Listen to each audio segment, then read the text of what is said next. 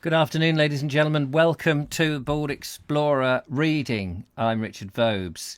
It's Monday at 4 o'clock. Well, it's a little after 4 o'clock, and I apologise for that, ladies and gentlemen. I had a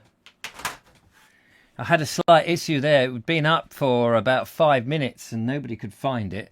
And then Julia said, "Is it set to unlisted or private or something?" And it normally never is.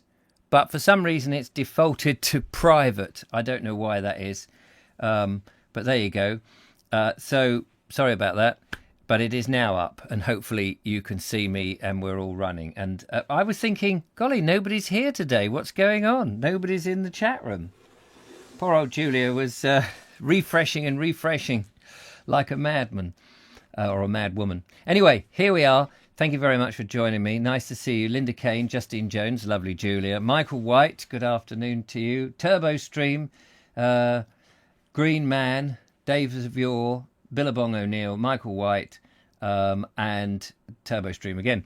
Yes, sorry about that. It was my fault. Hands up. I don't know. Well, I didn't expect it to be set to private, but it was set to private. People are joining all along. Wrong channel.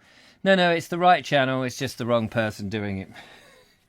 So we're reading On Southern English Roads.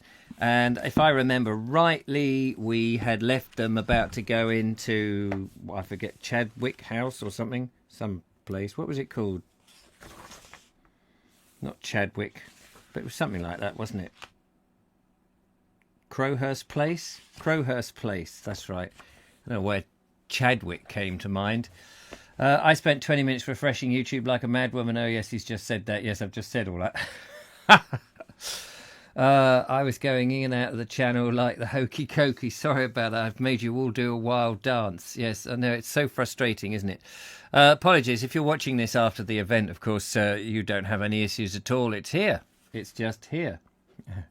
Right. So, excuse me, slurping. I think we were just about to go in, weren't we? So, yes, a farmer wife. There was oak panelling. Wait a minute, I got to find. So, seeing the farmer took our proceedings, we endeavoured to take an interest in his farm.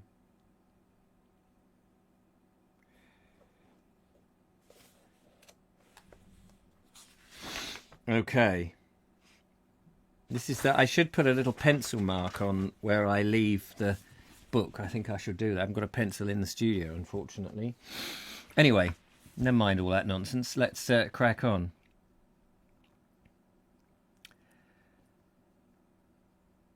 He went to market, that's right. So having finished our sketching and photographing, we elected to knock once more at the kitchen door to beg to see the interior on the house, on the strength of the farmer's invitation.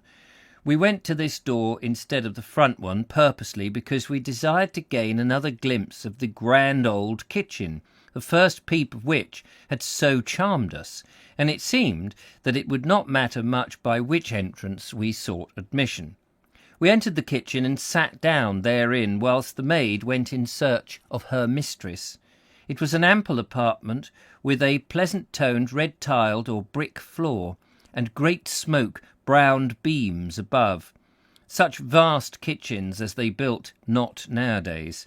It would, we roughly estimate, make at least 3 ordinary ones of a speculative builder's type. It had, besides, a huge fireplace of ample proportions to match. What a delightful sensation of spaciousness that the old kitchen gave us after making the most of every inch of the room that prevails in modern town buildings and cheap country mansions, to say nothing of 19th century villadom. I would far rather dwell in a grandly built cottage than in a meanly built mansion or desirable villa. A craving for external show is one of the curses of the age, a downward drifting to pretentiousness. After a short while, the farmer's wife, adorned with best bib and tucker, came forth to greet us, and kindly offered to show us over the house. First, she took us to what she termed the sitting-room, another large apartment with a delightful old-fashioned inglenook of ample dimensions. This had a quaint little window at the side, so that one may sit before the wood fire on the great hearth and view the country at lazy ease all the while. We had noticed the comfortable easy chair set ready, wherein doubtless the master of the house enjoys his last peaceful evening pipe and glass of grog, whilst pondering on the prosperous days of the long ago, and wondering when, if ever, they will return. At the back of the hearth we observed a well-preserved specimen of an old Sussex iron fireback, with the date 1667 thereon. There was oak panelling on the walls of this charming and home-like-looking chamber, which had some excellent and interesting old stained heraldic glass in the deeply recessed Leyden lattice window, a window that appeared to enclose space, not a mere void in the wall that a big expanse of plate glass suggests. A portion of the stained glass, we were told, represented the Gainsford greyhound, that being the family crest. We also noted there a fine specimen of a carved oak chest, which we were glad to find had escaped the collector's clutches. What an ideal and restful room it looked, at least to us. Honestly old-fashioned, with plenty of space and much real comfort, but no pretence, not even an art paper on the walls, only simple panelling. This room once formed the lower portion of the hall, which reached up to the roof trees of the house, but has been divided by a floor into 2 stories. So originally what you're saying, it was a hall, like in the old hall times. Hello to everybody else who's joined us. Sorry about the late start and the confusion about it, and I apologise for that. It's something I ought to double check every time I go on. Anyway, listen with Vobes tomorrow. I'm busy listening to Vobes in this channel now. Yes, well done. Thank you, Julia. We were shown another delightful chamber on this floor, possessing a fine oak beamed ceiling with planks between. Here again we have simple construction forming a pleasing decorative feature, vastly more suggestive of common or cosiness, as well as more interesting than a mere vacuity of whitewash. In this room was some more stained heraldic glass, through which the bright noon sun shone, lighting up its ancient walls with a glory of burning reds and glowing yellows. We were tempted to copy some of this glass on account of the spirited and effective drawing of the heraldic animals, which looked so amiably defiant, like some of the red or white lions that you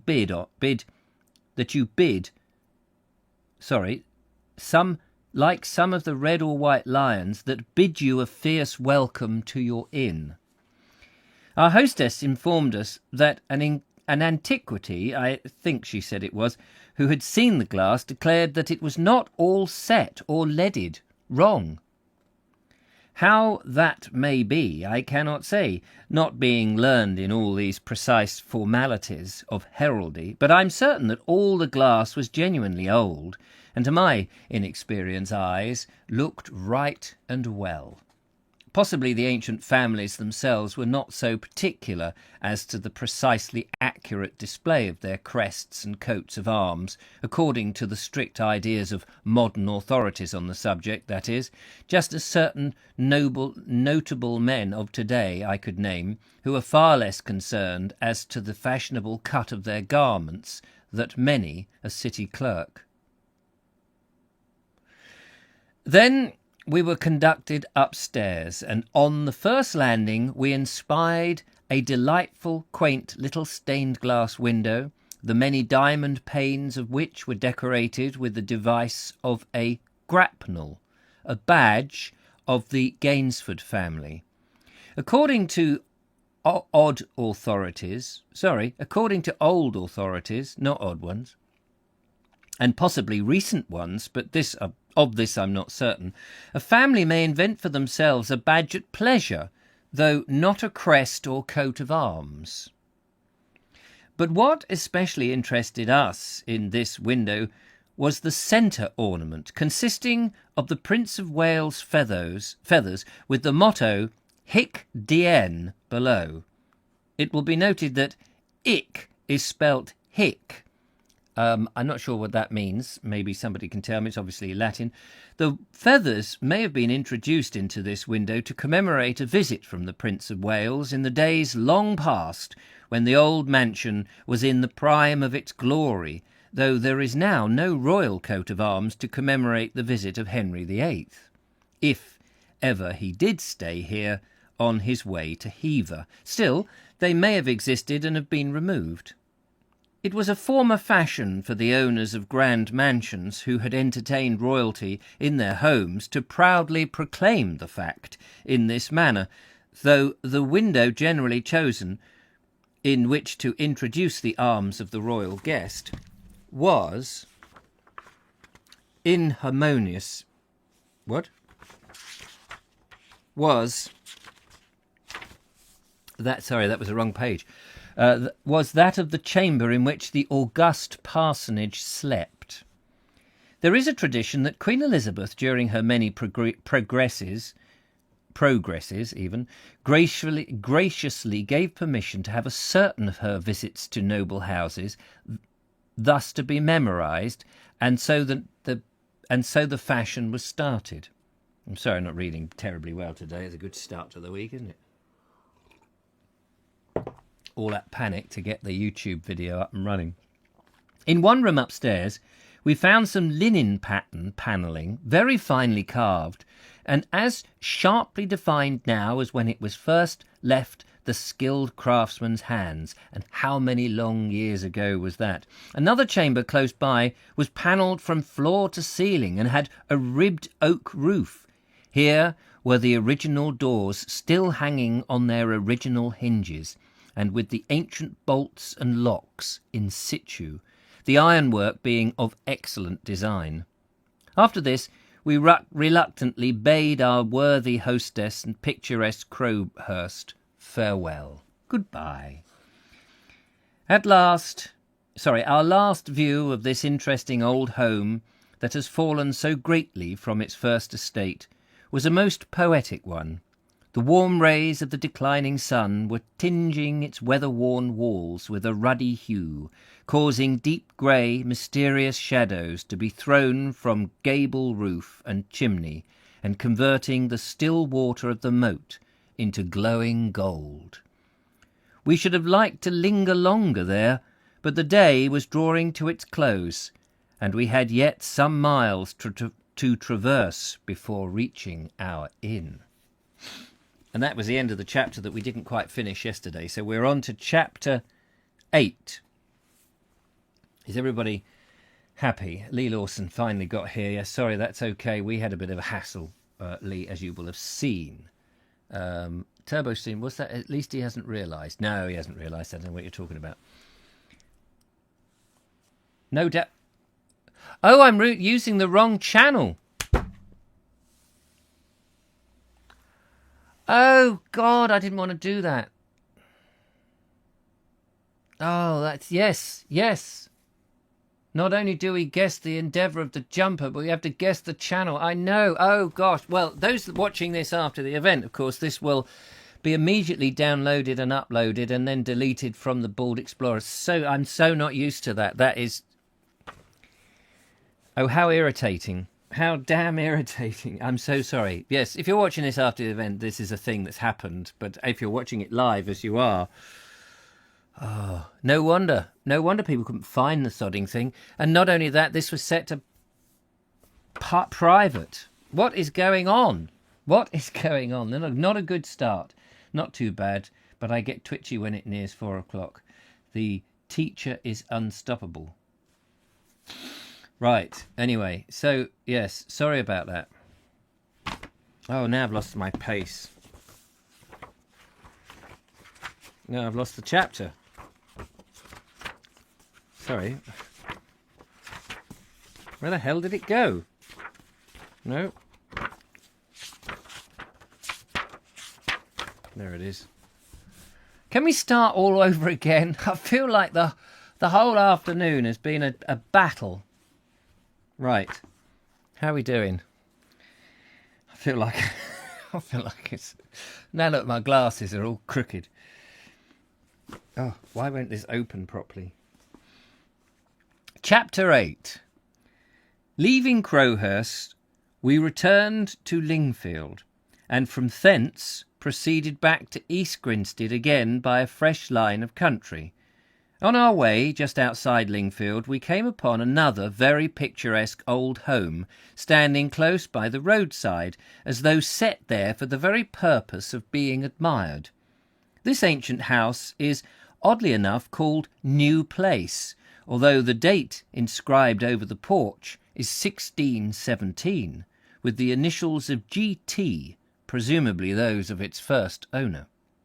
The old house was once, however, new, and doubtless it was then termed New Place, and so it has remained ever since.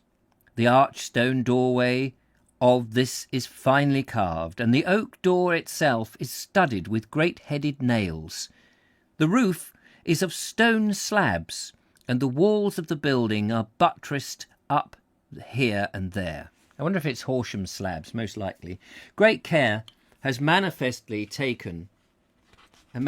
been taken to preserve this charming old mansion, and the only inharmonious feature about it is that the ancient mullioned windows are filled in with very modern plate glass. Now, whatever else you may do, you cannot put new wine into old bottles, in the architectural sense, without hurt. Just outside the great iron gate here is a ball-surmounted piers. Just outside... I'm not reading very well, and I apologise, and I'm feeling really grim about that now. Just outside the great iron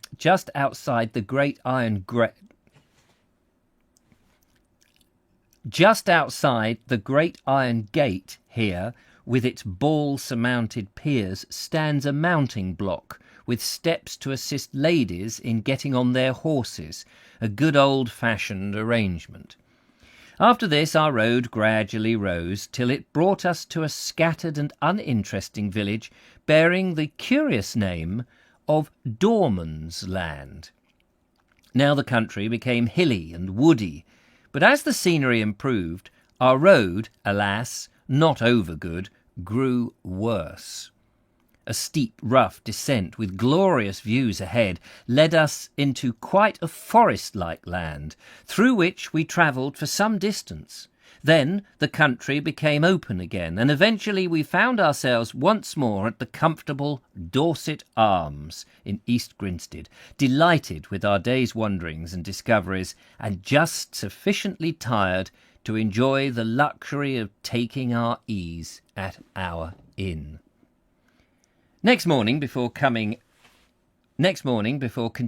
our journey, we took a final stroll about the town, just to secure another pencil note or two of any architectural titbit that we might discover. Whilst we were busily engaged sketching a quaint corner of an ancient building, a native of the place came up to us and appeared to take considerable interest in our proceedings. "That be an old house you'd be a draft in there, sir? That it be?" he exclaimed. "It be 1,000,000 years old." This remark fairly took us aback, accustomed as we were to astonishing statements. 1,000,000 years old, we repeated after him, "but surely you must be mistaken." But we soon discovered that he meant what he said, and by the tone of his reply even appeared hurt that we should doubt his word. "No, I bain't mistook. I can show you what I says is simple truth, I can, for it is cut on a stone right enough. Yonder it be, sure enough, up there," pointing to the date MDCXL1V engraved on a tablet on a wall, he did. "Now you see, sir, what I just told you. M means million, as you're aware, and the other letters after means, well, I don't exactly know, something over 1,000,000, but I thinks as how a few years more bain't much of an account of an house when it be that old. Well, how could we make a reply? We tried to look serious and interested while thanking the man for his information. It would have been useless to urge to point to him. It would have been useless to argue the point with him. Former experience has taught us that any attempt to set right a countryman's honest misstatements is labour lost. You cannot convince a rustic against his will. The more ignorant he is, the more hopeless the task. There is no armour like ignorance. In this instance, we had come upon a product of the preschool era, and perhaps as an example of the truth of the proverb that a little learning is a dangerous thing.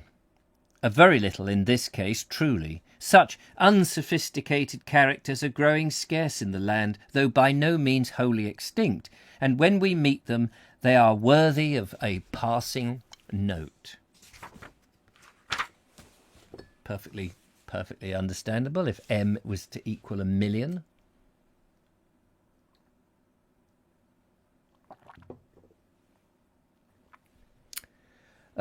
Sorry, people have. I know. I've cocked up today. I've cocked up. What can I say? I have cocked right up. My cock has never been so up. Out of East Grinstead, our road was uninteresting until we came to a little hamlet of Fellbridge, where we turned to the left, bidding adieu without regret to the dusty highway. We were bound eventually for Cookfield, at which little mid-Sussex town we proposed to spend the night. That is, unless for any good reason or mere whim we chanced to change our mind en route, a very possible contingency. According to our usual custom, we had planned our probable day's wanderings overnight after duly consulting our map and road book, the latter being our faithful friend Patterson, published in the heyday of the coaching age, and the last 1829 edition of that useful work. I wonder if that's still available. Even in this Bradshaw of the road traveller, there is just one line pregnant of the coming change that runs, "Cross the new iron way."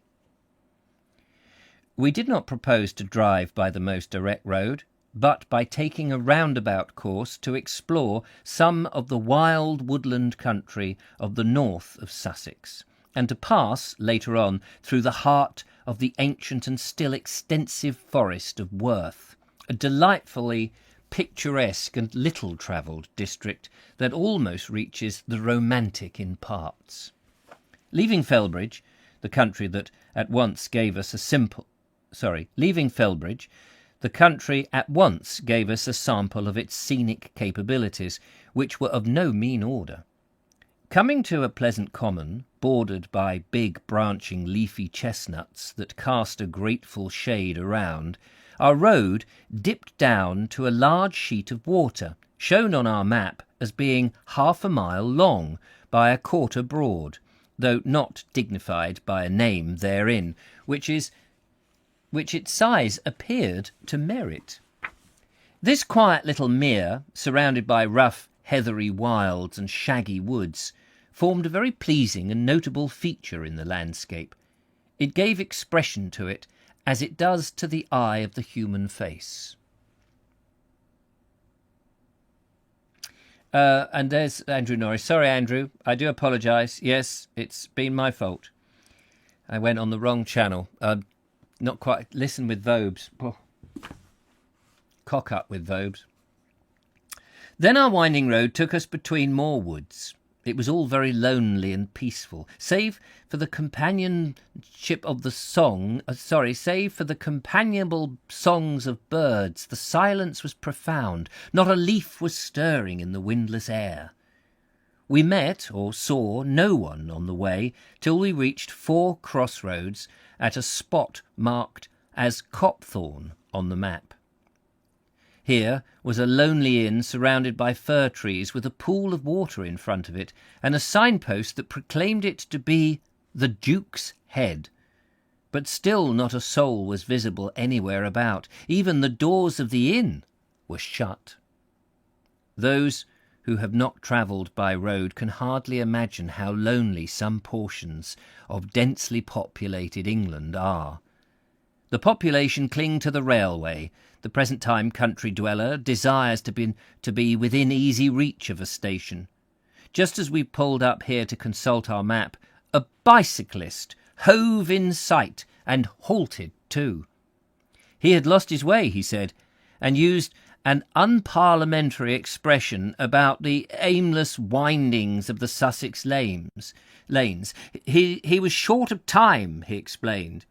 We were not, which made all the difference. Indeed, we rather liked the many unexpected twistings and turnings of the sequestered byways. But then, when we are in a hurry, we take the train, for speed was the railway's invention.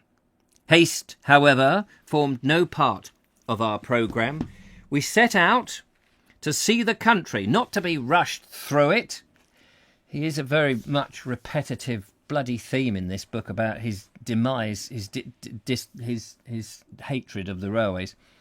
La répétitive voilà la revivi di notre cycle, or some such French rubbish, remarks Theophile Goethe, feeling that speed was not everything in life, and that a leisurely existence had its special charms and forgotten advantages. After crossing a breezy, wild common, we dipped down into the country of deep leafy woods. Our horizon for miles was suddenly limited to a few yards. Trees bound our narrow road on either hand, their branches frequently meeting overhead and forming a bit of nature's Gothic work, a long green aisle with the trunks of the trees doing duty for pillars, and their branches for groined arches. And through the multitudinous leaves above, the softened sunshine shone, forming changeful patterns of green and gold around us, that made the glories of stained glass seem garish, crude, and unsatisfactory. Nature calls us to that cathedral, boundless as our wonder, whose quenchless lamps the sun and moon supply, its choir the winds and waves, its organ thunder, its dome the sky. How can any temple be made with hands compared with this? It is comparing the finite with the infinite. Set in the midst of this green and treeful country, and standing upon a gentle knoll, is the very interesting Anglo-Saxon church of Worth, dear to the hearts of the archaeologists and antiquities. Though this ancient structure has suffered much in times past from alterations and restorations, it still possesses its original Saxon ground plan. The only other church in England that does this, I believe, is the very perfectly preserved one at Bradford-upon-Avon in Wiltshire, which Julia and I have visited. At Worth Church there is a rude string course of stone supported in places by pilasters running partially round the exterior. Doubtless this formerly went around the whole building. This horizontal string course and perpendicular pilasters certainly, and very forcibly, suggests to me a repetition in stone of the chief features of timber framing, such as possibly prevailed in the early wooden churches. Indeed, the term stone carpentry has been applied to this primitive style of building. The Saxons seem to have been but poor masons. In the north wall we observed with delight a very fine and well-preserved specimen of a Saxon window. It is of two lights, divided by a round stone shaft, increasing in size at its centre. The shaft is of a form more properly pertaining to wood, being suggestive of work turned in a lathe rather than cut with a chisel. Within the church, the massive circular chancel arch of roughly squared stones is strikingly effective.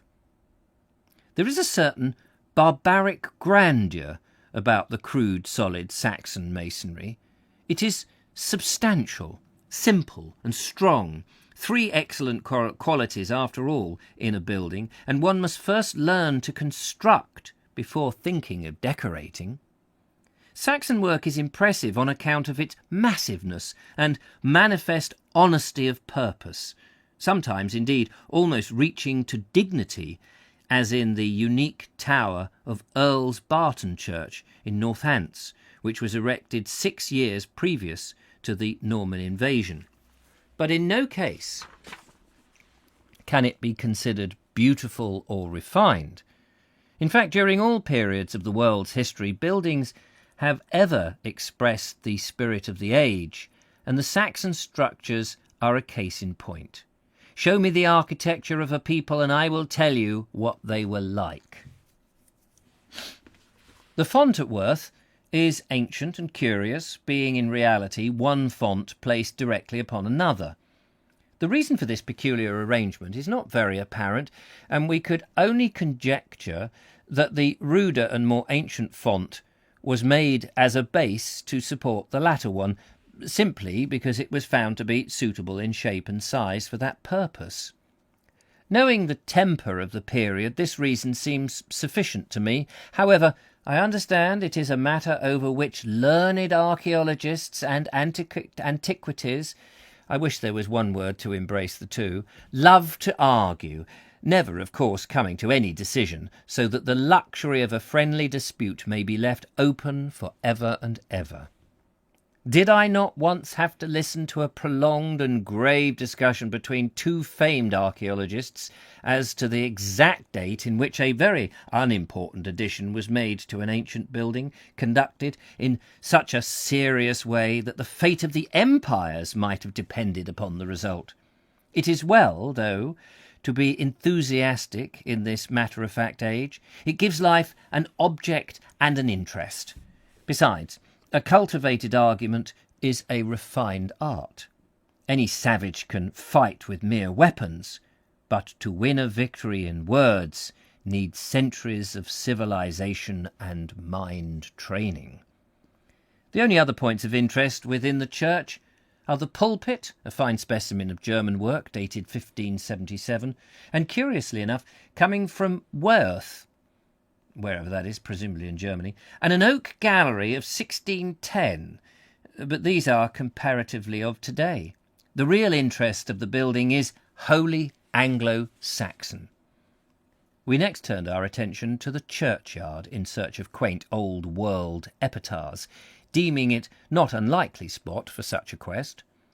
The very first tombstone we came to, just outside the porch, had some verses inscribed on it to the memory of one John Alcorn, a former clerk and sexton of the parish, who died in 1868.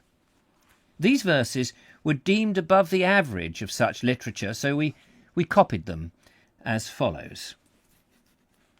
Time-honoured friend of 53 full years, he saw each bridal joy, each burial's tears, within the walls by Saxons reared of old, by the stone-sculptured font of antique mould, under the massive arches in the glow, tinged by dyed sunbeams passing to and fro, a sentient portion of the sacred place, a worthy presence with a well-worn face.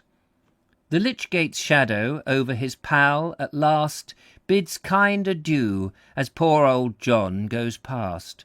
Unseen the path, the trees, the old oak door, no more his footfalls touch the tomb-paved floor. His silvery head is hid, his service done, of all those Sabbaths absent only one.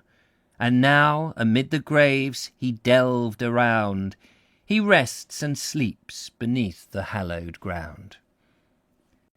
Wandering amongst the ancient graves, we noticed a monument with the inscription that ended thus: "Death set me free when God did please. I hope that this change is for the best." Yes, I hope it is for the best. We thought the last line rather suggestive of doubt. A tombstone for a baby bears. What? A tombstone to a baby? Oh yeah, to a baby, not baby bears. A tombstone to a baby bears the following ending to a verse. Such babies as this are Christ's own flock. He calls them to increase his stock. Still another tombstone has on one side the following lines. Husband dear, pray think and see, your grave be dug along by me. And on another, my dearest wife, the day is come, and I am brought to lie by you. It is my thought. But enough of tombstone literature and versification. Let us away into the cheerful sunlit country once more. A mile or so from Worth, we found a sufficiently comfortable rural inn, with stabling attached, wherein we made our midday halt. On to Cookfield. We had a most delightful drive, the first 3 miles being right through the heart of Worth Forest, and across what is known as the Sussex Forest Ridge, a district that even to this day deserves the title on account of the extensive tracts of wild woodlands it comprises. The land is poor, but as a rule the poorer the land, the finer the scenery. And now that small timber is growing, and now that small timber growing is more profitable than farming, there appears to be a chance that these wild woods wastes remain much as they are, greatly to the delight of artists and all lovers of natural beauty. Up and down hill as we drove every now and then,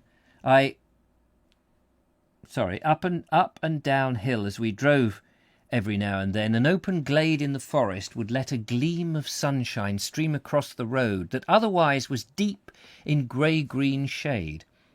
We noticed quite a variety of trees as we journeyed on.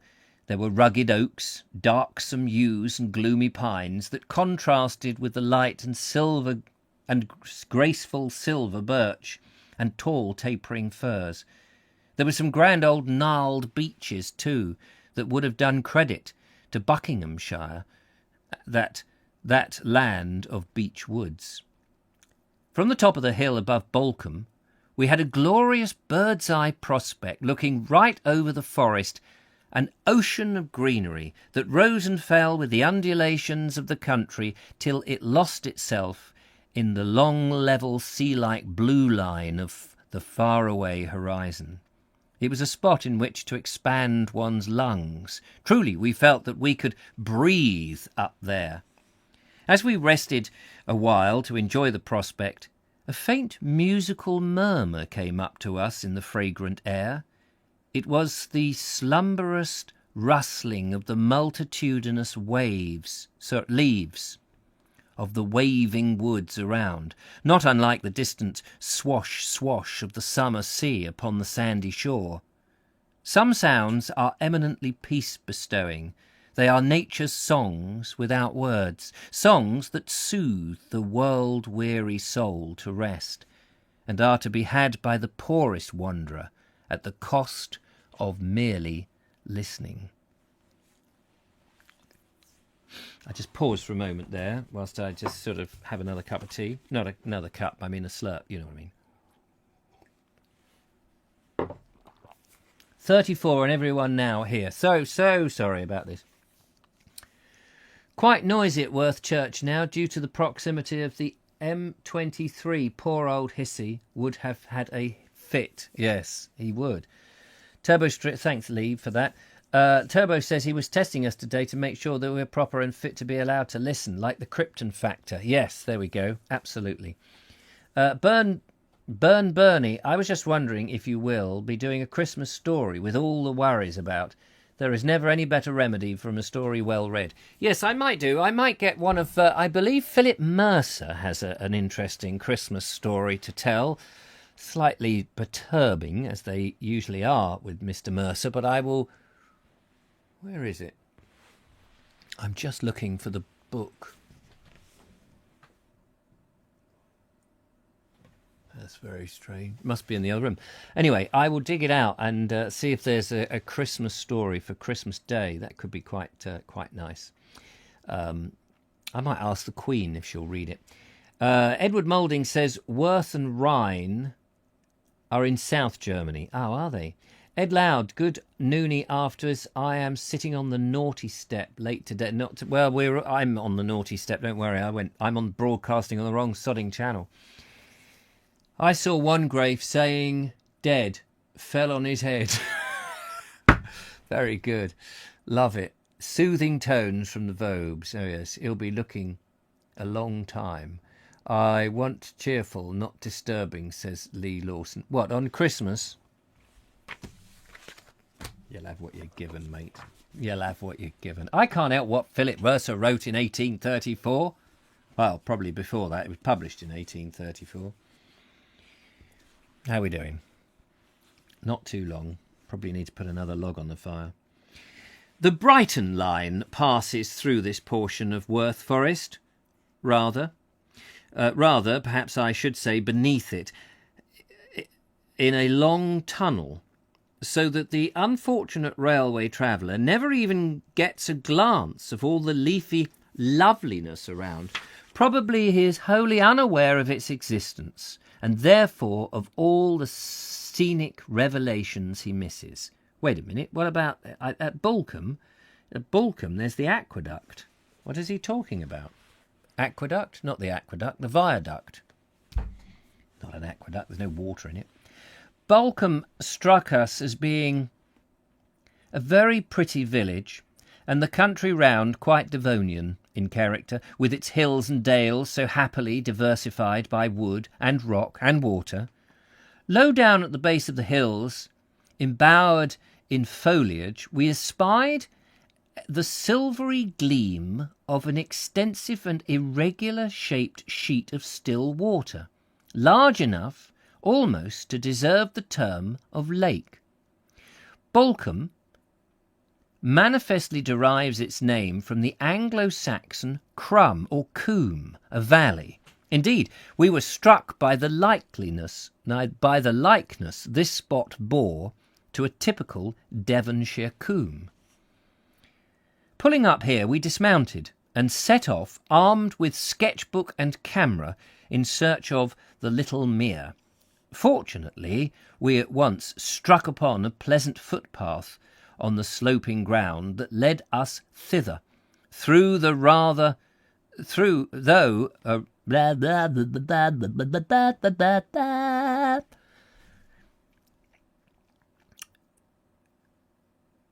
I'm reading quietly. Can you hear? Can you mind read? It'd be easier, wouldn't it? It'd be easier if you could mind read. Fortunately, we at once struck upon a pleasant footpath on the sloping ground that led us thither, though by rather a devious way. Instead of saying though a rather devious way, he says though by rather a devious way. There's like too many words in that sentence that you don't need. This charming spot, hidden from our outer world by envious hills, we found to be marked on our map simply as Balcombe Pond. It is quite as large and as picturesque, though not, of course, as grand as some of those in the Lake District, and I think it merely merits a more romantic title than Pond. Indeed, its title is the only unloving thing about it, and yet cynics say what they may, there is a good deal of virtue in a name. To set off on one long tramp to see a lake, a tarn, or a linn is more inspiriting, surely, than setting forth to view a pond. True, I think that's a true point. We set to work and make a sketch of the lovely lakelet from its reed-bordered and tree-grown banks, looking over to the wooded hills beyond, all golden tinted in the setting sun, with the cattle, as in their wont in the evening time, cooling themselves in its limpid waters. And a friend to whom we showed it thought our sketch was meant for a bit of a Windermere. Nor would he be convinced by words or drawing that Sussex had anything fair to show. Alas! I'm afraid, that there is to be... I'm running out now. Alas, I'm afraid that there are a goodly host of Englishmen like my friend, who hardly know anything of the rural beauties of their own land beyond the usual tourist-haunted districts, half ruined by the fatal gift of fame. Leaving Balcombe reluctantly, we drove down a lovely tree-girt, sequestered valley, from which, to our right and left, rose gently sloping hills, dotted here and there with time-mellowed farmsteads and lowly cottage homes, reached by winding roads and climbing footpaths. Again we were reminded distinctly of fair Devon, and had we been taken blindfolded thither and been asked suddenly to name the county from the scenery, we should at once and unhesitatingly have declared it to be Devonshire. Reaching the foot of the narrow glen, we found that the country once more opened out, and to our left caught sight of the long Balcombe viaduct, by which the railway crosses at great height the wide, well-wooded and watered valley below. For once we were fain to confess that the iron road had added an interesting and picturesque feature to the landscape. A rare thing for it to do, truly, so rare indeed, that we made a special note thereof. Seen as we saw it in the gathering gloom, this fine structure suggested more the work of the ancient Roman builder than of the 19th century engineer, seeking only to fulfil modern and pressing needs in the cheapest way, which is, we are informed by an American authority, Ashbel Welch to wit, the very essence of good engineering. Oh, well, he's finally managed to get there then to the viaduct. Nearly said aqueduct again. Mark Donny McLeod, hello kiddies, have been sleeping a lot. It's, oh yes, the dreaded coronavirus. Yes, hey-ho, getting out of the woods now. Brilliant. Balcombe Tunnel is now 1,100 yards long. A murderer left a body in there, and the murdered Percy Lefroy Mapleton was the first ever police composite mugshot of the wanted poster. But it has turned... But it has a tunnel as well. There was a murder in 1880. What? Wait a minute. Ben Reeves just told us all about that. Do hope you start feeling better. Yes, we do hope that. How are we progressing? Not going to get there. And my reading has gone to pot. I think I'm gonna pause. I'm gonna pause it here. I'm just looking at this because this is another sort of little section. But they're going off to Cookfield, so I think that's a good time to stop. I apologise for all the absolute confusion and the wasted time searching for it, and I will learn that I have a separate YouTube channel and not this one. But anyway, you know, it's been one of those days. We had mist coming in. We had the drone flying this morning. Julia and I were filming away. We've been editing. We've been cowering, trying to keep warm in the back of the van because it was freezing cold on the seafront down there in Goring Gap. But there is a video for you to watch tomorrow. I didn't think I was going to get one out today, but there is one. And I hope you enjoy it. So thank you very much. Thank you for coming along today. There'll be a Vogue show this evening, and I hope you enjoy that. God knows how that's going to go. The lovely Julia is in, so it's going to be going very well. So thank you very much for watching this. I'm going to delete this from this channel once I've downloaded it, and I shall add it. So you might get notification of this to say that it's just gone up, because that's what I'm going to do next, because it made a complete and utter cock-up. But tomorrow, I will promise, I will be back with Listen with Vobes. And I'm so sorry for the mess. My brain was somewhere else today. TLC, what was the thing? Time for a cold press on the forehead. Yes, telling me I've got to go and put a log on the fire. Anyway, thank you very much. Your reading has been great. There have been hiccups without which out you on a wobbly foot, and you have still had us by the ear in a good way. Yes, I'm not sure what you mean, but I appreciate that. I will go and have a wobbly foot immediately. Thank you so much, everybody. Take care. Have a good rest of the afternoon. Keep warm. It's cold now here in the UK, apart from obviously, what's his name in Adelaide. Good day there. Marriott Genealogy here in Adelaide. Nice and warm down under. Yeah, I wish we were down under. Right, that's it. I'm off. Tutty bye. See you tomorrow. Bye for now.